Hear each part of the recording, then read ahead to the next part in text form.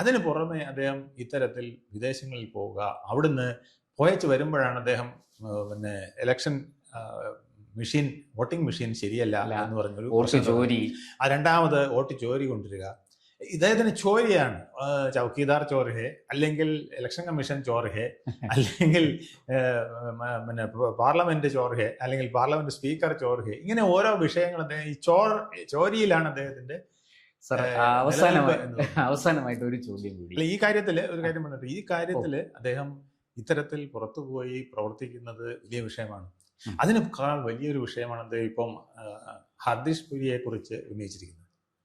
അദ്ദേഹം പിന്നെ അസംബ്ലിയിൽ, പാർലമെന്റിൽ ഇങ്ങനെ കടന്നു പോകുമ്പം നവംബറിൽ അദ്ദേഹത്തിന്റെ ഇന്റർവ്യൂവിൽ ഞാൻ കേട്ടതാണ്.